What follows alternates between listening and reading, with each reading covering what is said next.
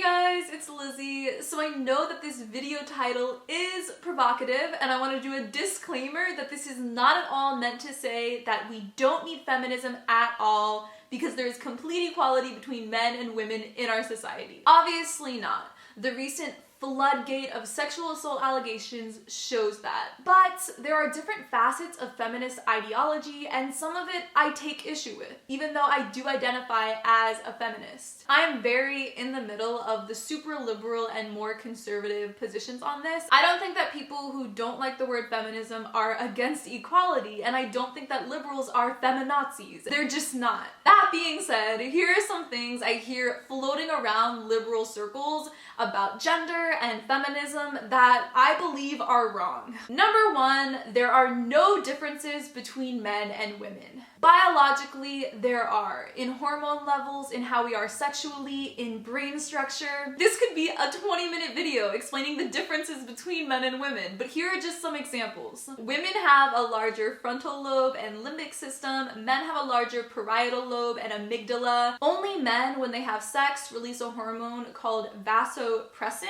which gives them feelings of protection and even dominance over the person they're sleeping with. In the brain, men have 6.5 times more gray matter. Women have 10 times more white matter and more connections between hemispheres, more connections within the hippocampus. When men are sexually aroused, their occipital lobe, which is the visual center, lights up way more so than for women, which is why the pornography market just doesn't do as well for females. All of these are objective biological realities. I'm not at all concluding, and I don't think that we should, that just because there are these big brain differences, we should have different roles in society or different roles in relationships. But I hear so often that we're completely equal, there's no differences, and there just are. It's okay to admit that. I think that our society has overplayed the differences so much that women, including myself, but also men, feel like they have to fit in this box of what their personality is supposed to be. Everyone is an individual, and if a man wants to be a stay-at-home dad, if a woman wants to be a corporate attorney,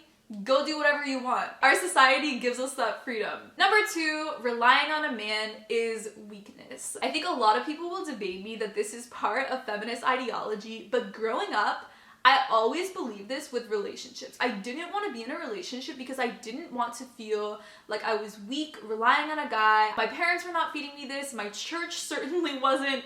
It was feminist ideology. And maybe some of this is my personality. Maybe a lot of it is living in an individualistic culture. But I think that some aspect of feminism has tried to go extreme, so opposite of the idea of a man taking care of a woman, that it's just tried to teach women that any amount of the man taking care of the woman in the relationship is bad. Maybe it is completely sexist social constructs, but I think there's a lot of evolutionary biology involved where a lot of guys just like the idea of taking care of the woman they're with. If that makes who you're with happy in the relationship, giving into that sometimes and letting someone take care of you and feel protective over you, it's not a horrible thing. And it should go both ways. In a relationship, guys should also feel like they can rely on whoever they're with emotionally, for advice, to grow spiritually, whatever. Our culture is so screwed up. It's constantly feeding us this individualism message that we should not rely on other people. We should be self-sufficient. And I think as a woman, I especially wanted to be that. I think that the default before feminism was women relying on men. And so then they tried to take that to be equal and say women shouldn't rely on men at all. But I think it should have been the opposite. I think we should have said, yes, women rely on men, but men also rely on women. Number three, we don't dress for guys. We don't wear makeup for guys. We don't care about how we look because of a guy. So any females watching can attest to this.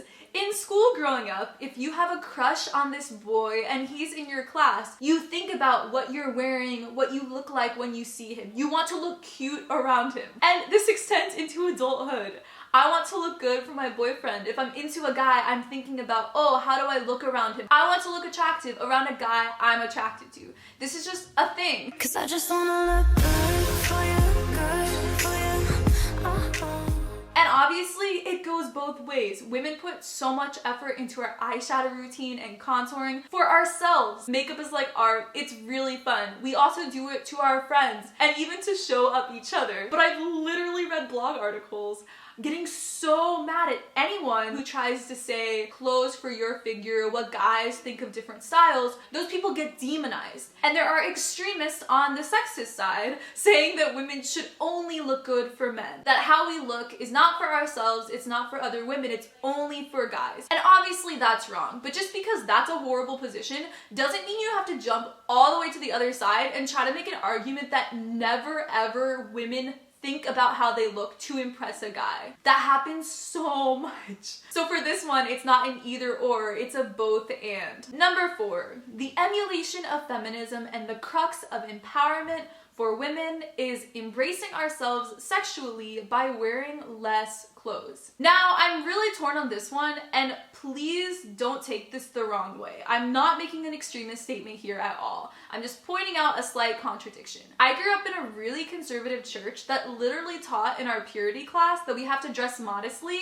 so that we don't turn on guys and cause them to stumble and lust over us. And that's an extremist, sort of sexist position. Yeah, it is a sexist position, and we shouldn't word things like that ever. We shouldn't have to completely cover up our bodies just a certain way to cause guys not to sin. If modesty is part of your theology as a Christian, you shouldn't start by saying you have to dress a certain way for guys, you should cover up for guys. You should instead say you dress modestly as an emulation of this humble demeanor as a Christian. Once I freed myself from this mindset of I have to dress modestly for guys, it made my life a whole lot easier. And honestly, less stressful shopping for clothes and dressing in the morning. As a Christian, I still have modesty standards. I never show my boobs. I never show my butt. I try to wear not super skin tight clothing all the time. That's just my personal modesty standards. But I think overall, seeing feminism as a freeing of us sexually, I think with what has become normal in how women dress, it's gone so far into soft porn. By definition, it is soft porn, the types of pictures that women post on Instagram, online, even the way people are dressing. And I think because of this, it's becoming actually more and more unequal, because the types of clothes that guys tend to wear are just objectively more modest. And so yes, women are choosing to dress this way, and I think women should be able to have the freedom to dress however they want without being judged.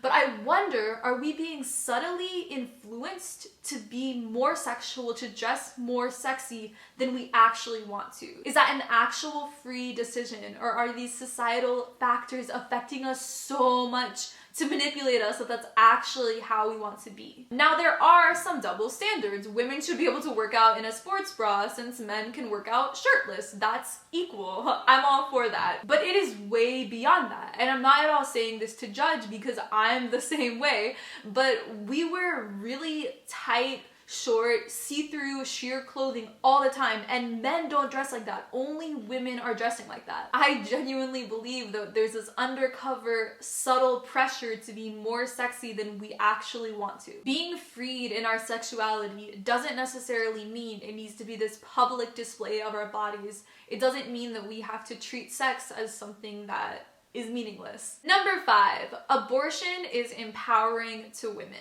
So I made an entire video on why I vote pro-choice. You can go watch it. I explained in the video how abortion actually has decreased under every Democrat president, and how banning abortion is not going to end abortion. And so yes, I want to decrease abortion, I want to end abortion, but I will never support a complete ban of abortion. I know in saying that, like, liberals and conservatives hate me so much. Everyone hates me when I say that, but like I said at the beginning of the video, I'm in between the super liberal, super conservative people. I'm just a moderate on a lot of issues. I'm part of a religion, Christianity, which since we began in the 1st century has believed that ensouling, or when the soul identity becomes part of the body, that begins at conception. And I understand that a lot of people in our country don't even believe in the soul, don't believe in an immaterial mind. They only believe that the body is identity. So we're coming at this from completely different philosophical positions. Even if you don't believe in a soul, don't believe in an immaterial mind, physicalism is all there is. 5 weeks into a pregnancy, the heart starts beating. 6 to 8 weeks, you can look at an ultrasound of the developing fetus, and it looks like a small baby. The organs are beginning to form. A objectively it looks like a baby. It still seems like that is something that has some sort of life force or value.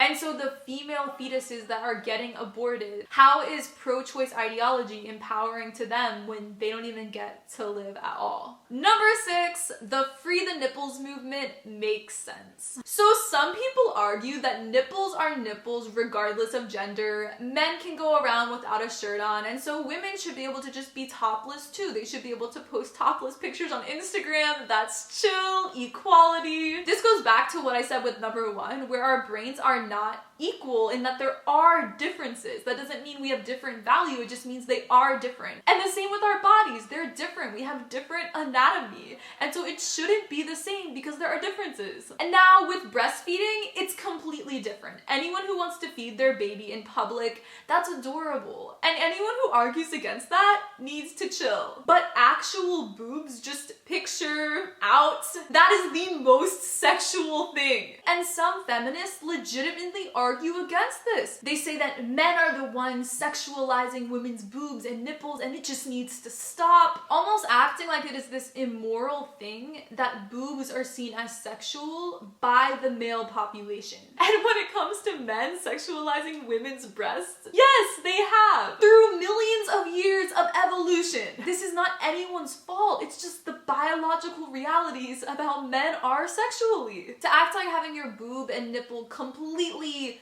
overtly exposed, to act like that isn't pornographic is crazy. Again, breastfeeding is a completely different part of this debate. That's adorable, that's cute, that's natural. I don't have an issue with that. But one of my friends, in response to the Free the Nipples movement, he joked that we should start the Free the D movement because it's literally the same thing. Number 7, if we focus on women's equality, any men's issue will automatically follow. In some ways, yes, but not in everything. So for example, men feeling like they cannot have emotions, can only express anger, are not able to cry. When we start viewing having emotions, feeling strongly, not as a negative thing, automatically then men feel empowered to also fully feel their emotions. And I've seen this. The guy friends who I have who most identify as feminists are most open and raw about their emotions, and through that are the most emotionally strong people I know. And then in the same circles where women feel free to choose traditionally male majors in college or career paths, amongst those same groups of people, there are a lot of guys who say, I want to be a stay-at-home dad, or want a more traditionally female career. The ways that feminism has brought so much attention to stories of sexual assault, I've also seen men coming out with their stories. But MRAs, men's rights activists, yes, I listen to some MRAs. I intentionally read the perspectives of people I disagree with just to understand their positions. And they have some good points. In divorce, primary child custody usually automatically goes to the woman without even having a discussion. I think that's immoral. It's horrible to automatically assume that the woman is the best caretaker just because she's female. That's not okay. And I do not see that many feminists super passionate about this issue.